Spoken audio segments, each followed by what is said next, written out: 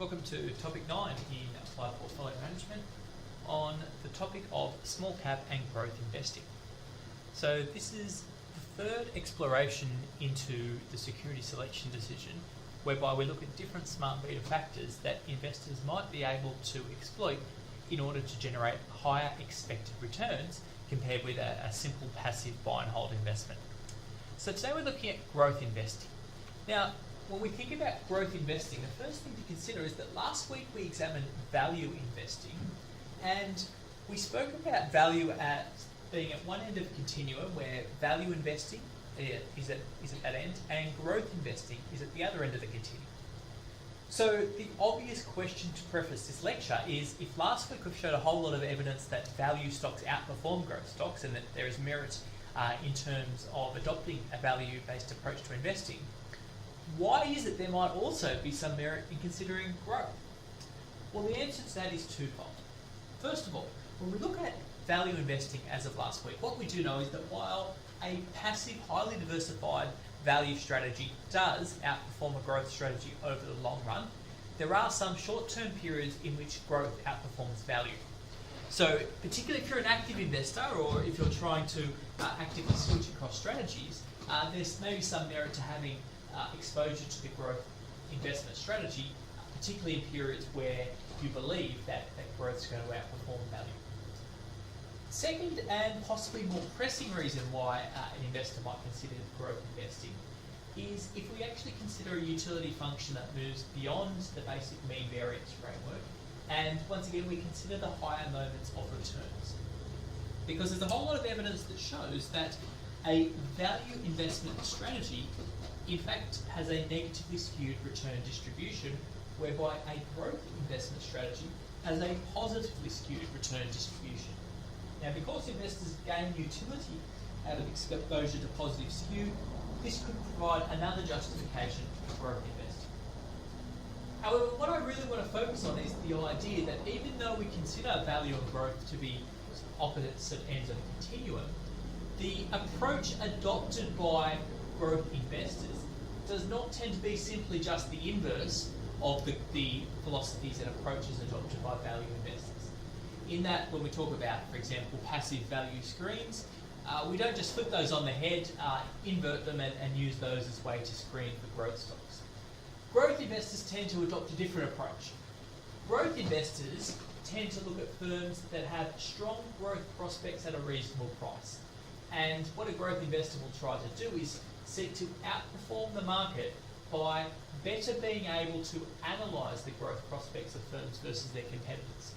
So unlike a momentum or a value strategy whereby they're taking a highly diversified approach to investing in all stocks that conform with some particular characteristic, with that large historic returns or being characterised as value stocks respectively, growth is a applicable investment strategy, particularly for active investors who are picking a small number of stocks, because there are a small number of stocks that do outperform the market that have growth-like characteristics. Think of your Microsofts or your Apples, but it's a matter of actually being able to identify them.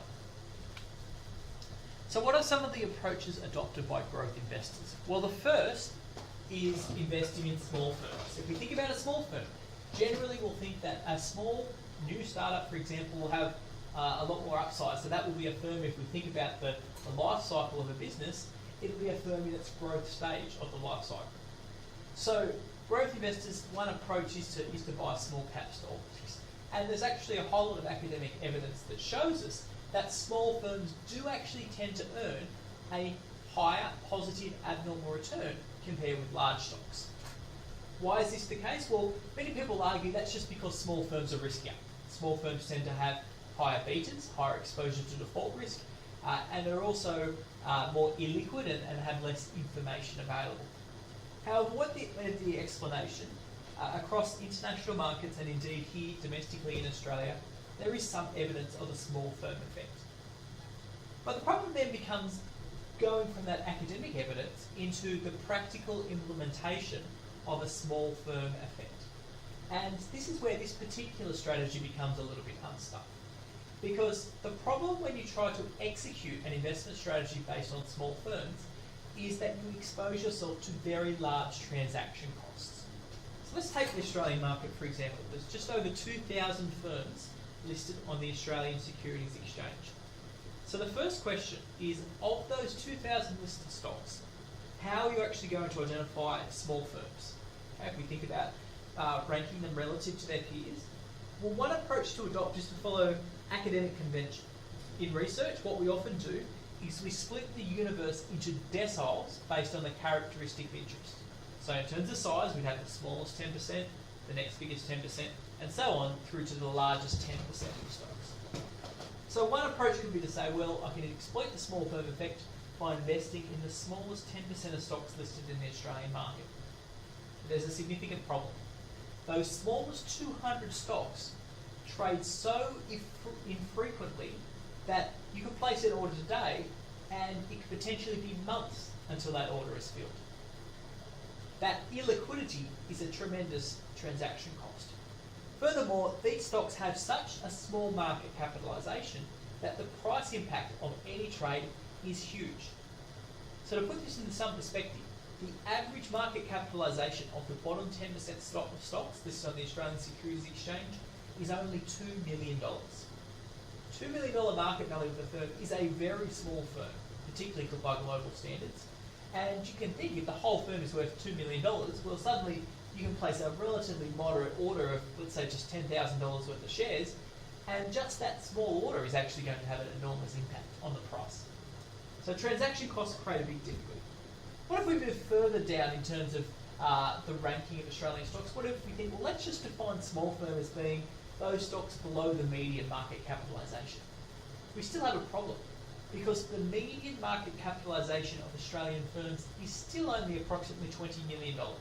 So still very small, hence even up to the middle or the median firm in Australia, we still are exposed to significant transaction cost.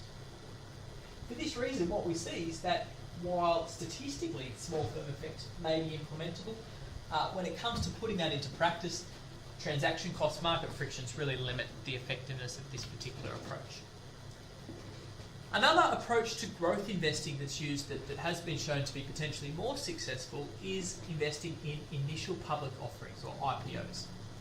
The idea here is that you buy a stock when they first become listed on the market, and you buy by purchasing shares via the prospectus or via the share offer.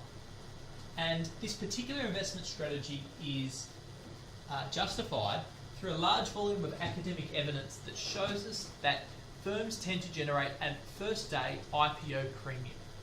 That is, the closing share price at the end of the first day of trade, on average, tends to be in the ballpark of 10 to 15% higher than the price that you could have bought those shares for in the prospectus.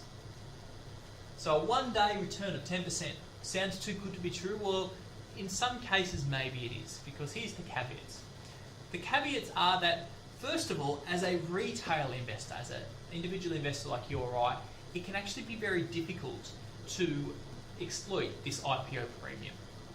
The reason for this is because not every single IPO has this first day listing premium. About 70% have a positive first day abnormal return, and the remaining 30% have a negative first day abnormal return. And the problem is that we have an issue called the winner's curse, in that when a share offering takes place, generally for the best firms, so those firms that have the best prospects, those firms that maybe professional investors consider to be cheap relative to the price you can purchase them for, those offerings tend to be fully subscribed by professional investors and by brokers preferred clients before they become available to the wider market. What that means is that as a retail investor, the initial public offerings that you can invest in tend to be those that are actually neglected by the professional investors, those stocks that the professional investors have passed over, and more times or not, they tend to belong to that bottom 30% of firms that don't perform well on the first day. However, as an institutional investor, the IPO premium is definitely something that can be exploited, although keeping in mind, because of the high turnover, the investor is susceptible to transaction costs and taxes at a much higher level than what you might otherwise see. The third approach to growth investing is using passive growth screens. Now, I alluded to this earlier in this video presentation, but it is important to note that passive growth screens are not simply just the inverse of value screens. Passive growth screens focus at trying to identify firms that have strong growth prospects at a reasonable price. Two passive growth screens that have been widely used, and there's some evidence to support. The first is a PEG ratio. The PEG ratio is the ratio of the price-earnings ratio of the firm divided by the growth prospects, or the expected growth rate of the firm. In this particular case, what we actually have is the numerator, the price-earnings ratio we saw last week, as a measure of the value of the firm, because we can think of the price to earnings being a measure of how many multiple current earnings do you have to pay to buy that stock. So a measure of the intrinsic value, or whether the price is cheap or expensive, is the numerator. And then our denominator in the PEG ratio is expected growth of the firm. So you would buy stocks that have a low PEG ratio. Those are stocks with a low price earnings ratio and a high expected growth rate. So high growth at a cheap price. Evidence shows that if you buy stocks that have a low PEG ratio and sell stocks that have a higher PEG ratio, you do tend to earn, on average, higher returns. Although it's been suggested that this higher return is simply just a compensation for higher risk. It has been shown that stocks that have a low PEG ratio are also riskier, so maybe this is just another dimension of the risk-return phenomenon. The second passive growth screen is earnings momentum. Earnings momentum is the notion that if you can identify stocks that have a significant positive year-on-year earnings growth, those stocks actually tend to earn positive abnormal returns on the stock market over the next 12 months. So this is different from price momentum. Price momentum looks at past stock prices as a predictor of future stock prices. Earnings momentum looks at past growth in earnings as a predictor of future stock prices.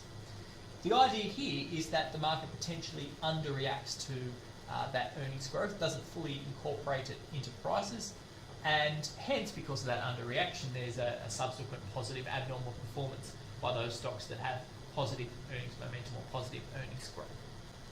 So that's a summary of growth investing as a systematic factor. Thank you for listening.